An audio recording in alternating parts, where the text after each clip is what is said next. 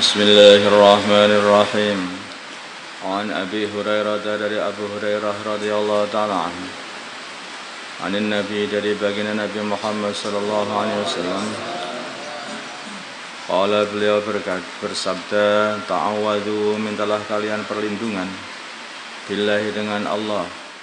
Minta perlindungan min jahdil bala, dari musibah yang berat.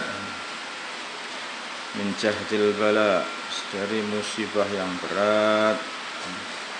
Wa daratus syiqa, wa daratus syiqa bi fathil dal.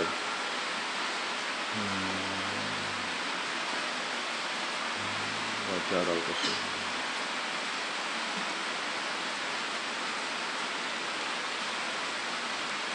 Wa daratus syiqa atau syaqa, wa daratus syaqa, dan disusuli kecelakaan. Sama saya mendapat kecelakaan, tapi dalam bahasanya disusuli kecelakaan. Kayaknya kamu pengen selamat, disusul sama kecelakaan, jadi kecelakaan. Wadaratus syaqa, dan disusuli kecelakaan. Wasu'il qada, dan buruknya qada. Wasu'il qada, dan buruknya qada. Maksudnya qada untuk dirimu itu buruk, tidak untuk dirimu. Minta apa-apa itu diqada atau diputusi oleh Allah sebagai orang yang husnul khatimah di dalam segala hal. Maka minta perlindungan dari diputusi oleh Allah su'ul khatimah dalam segala hal. Hidup kalau husnul khatimah itu akhir kalam bisa mengucapkan la ilaha illallah, atau hati bisa tetap yakin sungguhnya tidak ada Tuhan yang berhak disembah kecuali Allah. Ngaji juga husnul khatimah, sehingga tambah banyak ilmu itu tambah takwa, tambah banyak ilmu, tambah senang sama agama, senang sama amal agama, cinta kepada amalan agama. Kelas 1 ada di soft paling belakang, begitu sudah kelas 7 softnya awal semuanya. Itu namanya husnul khatimah. Apalagi kalau kelas 8 udah, ini sudah tidak bertahajud istiqomah, dakwah istiqomah. Jadi pelopornya santri-santri yang tahajud, jadi pelopornya santri-santri yang berdakwah, jadi pelopornya santri-santri yang masuk tepat waktu. Kalau sudah jadi ustadz, istiqomah tepat waktu. Jadi pelopor semuanya. Ini namanya husnul khatimah. Tapi kalau itu disebabkan apa? Sebabnya adalah ya husnul qada. Tapi kalau orang itu sudah ditakdir oleh Allah menjadi buruk, apa-apa jadi su'ul khatimah. Nah, dia ini bekerja juga su'ul khatimah. Kerja awalnya kerja halal, akhir-akhirnya malah kerjanya haram karena merasa kurang banyak. Ini namanya kerja yang su'ul khatimah. Kalau dia ini belajar, akhir dari belajarnya itu tambah jauh dari agama. Waktu kelas 3 istiqomah tahajud, waktu kelas 8 tinggal tahajud. Waktu kelas 4 istiqomah sholat berjamaah, atau sudah kelas 7, 8 sudah sholat di kamar masing-masing. Ini bagian dari su'ul khatimah karena sudah mau pulang. Mau pulang. Jadi kalau orang itu mau pulang kok tidak tambah sregep atau tambah baik kondisinya, yang dikhawatirkan itulah namanya su'ul khatimah atau su'ul qada, kena su'ul qada. Maka minta kepada Allah, ta'awwadhu billahi min jahdil bala wa tarakus syaqa wa su'il qada. Su'il qada. Kemudian wa syamatatil a'da, wa syamatatil a'da, yaitu minta perlindungan dari gembiranya para musuh ketika melihat kita ini celaka. Kamu celaka. Minta perlindungan dari gembiranya para musuh ketika melihat kamu celaka. Karena musuh-musuh itu menanti-nanti kecelakaan kamu. Nah, kalau kamu musuh itu begitu, menanti-nanti kecelakaan. Kalau kamu kecelakaan, itu musuh-musuh ini mesti akan senang. Wah, ya kan? Nah, seperti juga orang-orang munafikin dulu. Kalau ada orang-orang Islam yang kecelakaan, mati atau apa, oh itu kan, kita kasih tahu adanya ini. Itu seperti itu. Nah, akhirnya dibalikkan lagi, kita berpikir kalau kita ini melihat orang Islam celaka, kemudian kita kok seneng, kita kayaknya kok musuhnya orang Islam kayaknya. Nah, rasakan seperti itu. Lah, aku orang buruk ternyata diriku itu. Nah, seperti itu. Tapi kalau orang Islam sejati itu melihat orang Islam kecelakaan, mendengar orang Islam kecelakaan, mendengar orang Islam itu jauh dari agama, itu sakit hatinya.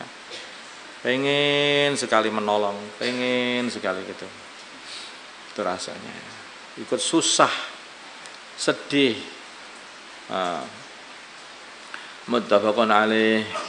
Wa fi riwayatan dalam satu riwayat qala berkata Sufyan Ats-Tsauri, asyukku aku syak, ya, ani sungguhnya aku zitu, aku telah menambahkan wahidatan satu minha dari tadi ta'awud tadi, aku agak syak, mungkin tak tambahi satu ini. Jahdil balagh tarakis syaqa su'il qada syamatatul a'da. Yang mana yang tak tambahkan ini? Saya syak. Apa tak tambahi satu itu? Kata Sayyidina Sufyan. Wa anhu, dan dari Abu Hurairah radhiyallahu ta'ala anhu. Qala berkata Abu Hurairah, qala bersabda Rasulullah sallallahu alaihi wasallam.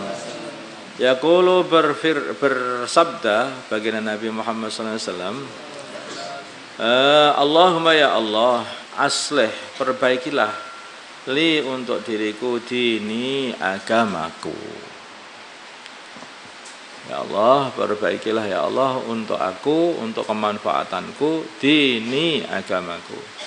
Alladzi, yang mana huwa agamaku itu, ismatu amri, adalah yang menjaga segala urusanku, yang aku minta penjagaan dengan perkara ini, ya, dengan agama ini untuk diriku. Karena yang bisa menjaga diri kita ini adalah agama. Baik, kita ini agama. Dan biasanya kalau orang itu agamanya baik, itu ya ada saja jalarannya orang itu agamanya baik. Ya, antara penjagaan agama itu kalau orang itu dimudahkan untuk mendakwahkan agama. Orang itu kalau mudah untuk mendakwahkan agama, keluar jalan Allah, tuh seperti itu. Mesti nanti akan ada perubahan. Yang dulunya tidak suka sholat berjamaah jadi senang sholat berjamaah. Yang dulunya ini kurang semangat itu urusan agama, maka jadi semangat. Yang dulunya nggak pernah baca Quran jadi senang baca Quran. Yang sudah punya anak, yang dulunya anaknya itu sekolahan di SMP, SMA, terus ketika keluar dakwah dipondokkan. Jadi membaik. Di antara cara untuk menjaga agama ini adalah dengan cara yang dulu telah dibuat oleh baginda Nabi dan diajarkan oleh Nabi kepada sahabat-sahabatnya, yaitu pengeluaran jamaah. Di samping diri juga akan membaik, karena itu untuk memperbaiki diri, dan juga sekitar itu pun juga jadi baik, kanan kiri, tetangga, dan bahkan negeri-negeri yang jauh-jauh pun menjadi baik semuanya. Karena kalau sekitar kita menjadi baik, kita pun akan jadi baik. Kalaupun kita baik, tetapi kalau sekitar kita nggak baik, wah, lama-kelamaan kita pun juga tidak baik.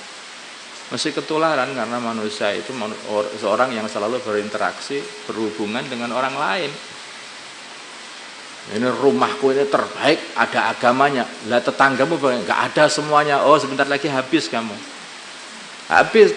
Lah kok bisa? Memangnya kamu nggak berhubungan dengan tetangga?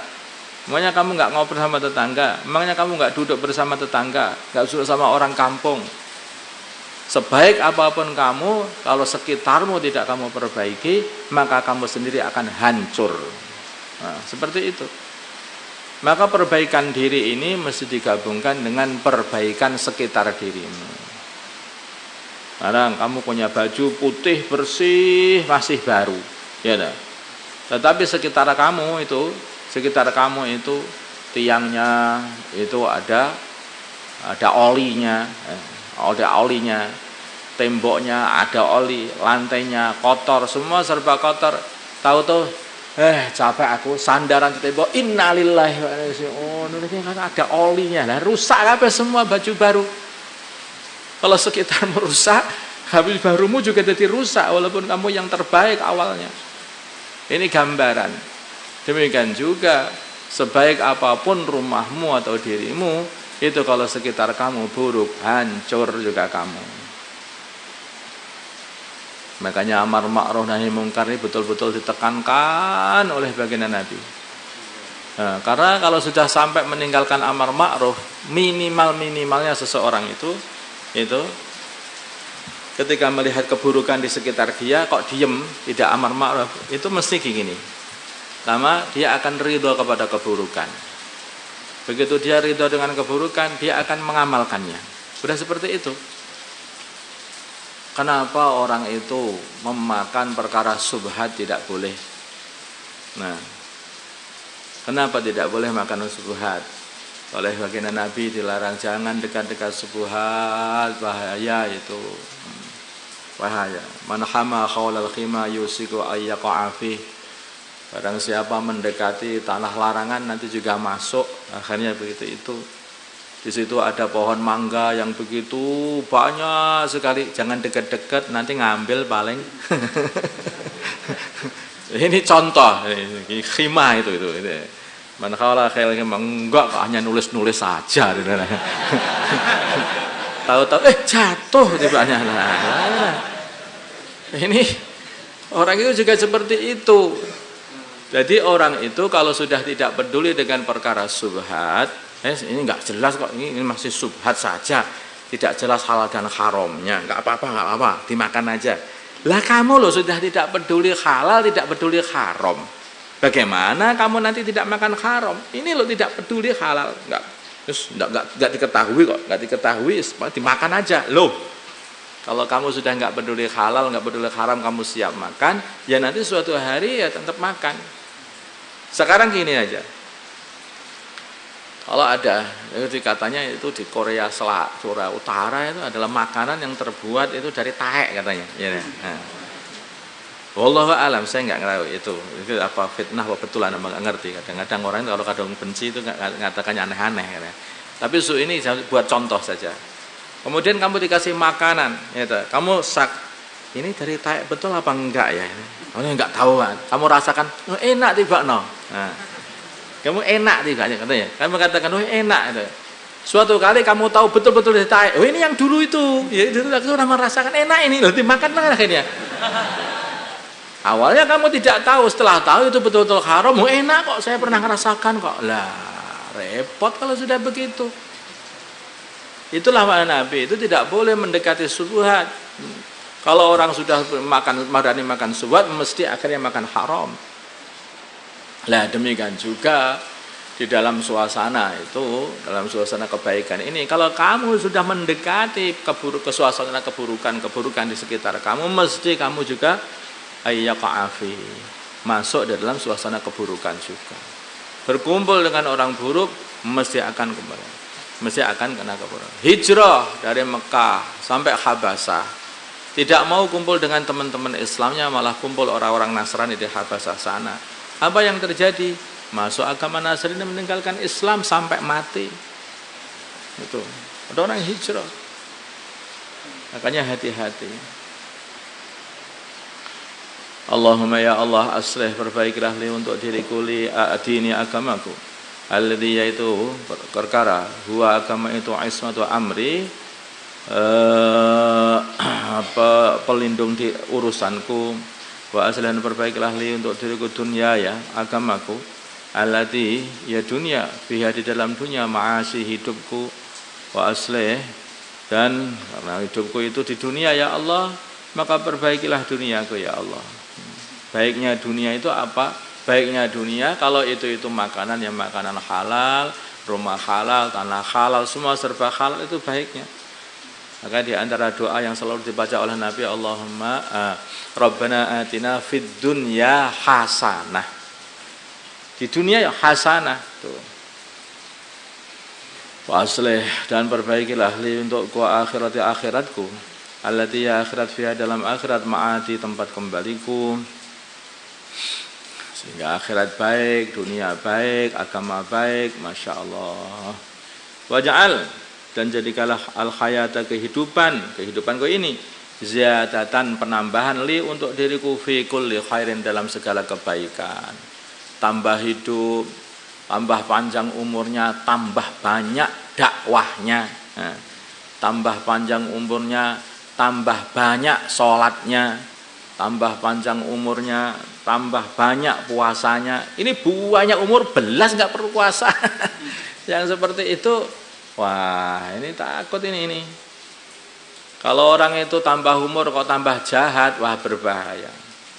Yang benar itu tambah umur tambah baik. Kalau mati nanti itu berhenti dari berbuat jahat. Waja'al, dan jikalah al-mauta, kematian, rohatan, berhenti li untuk diriku, min kulli syarrin, dari segala keburukan. Roh Muslim. Nah inilah. Jadi akhirnya hidup itu alhamdulillah, mati ya alhamdulillah.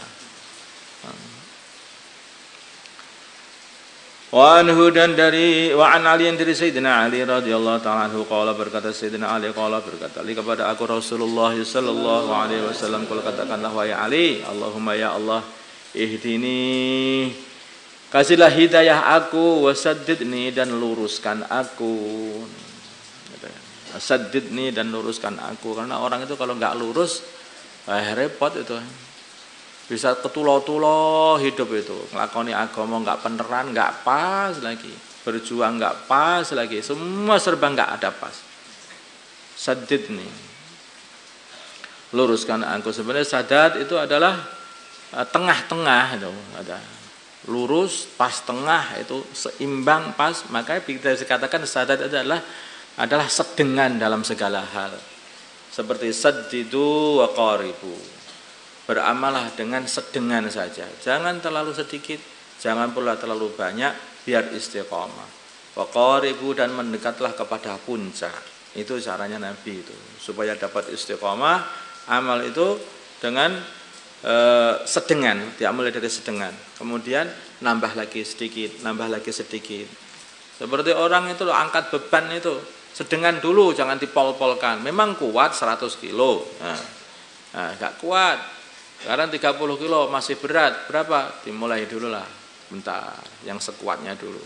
Istiqomah, nambah setengah kilo, nambah seperempat kilo, setengah kilo, terus akhirnya bisa mengangkat 100 kilo.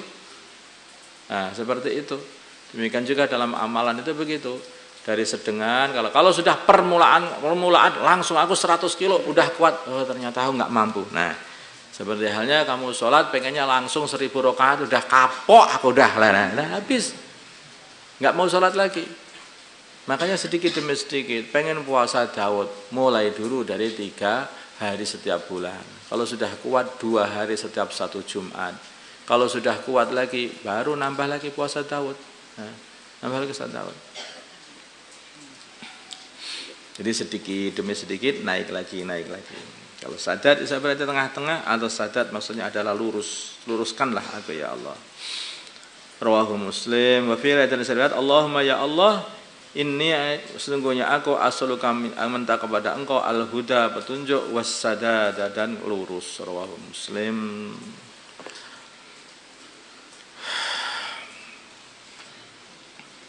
Allahumma shalli ala sayyidina Muhammad wa ala ali sayyidina Muhammad.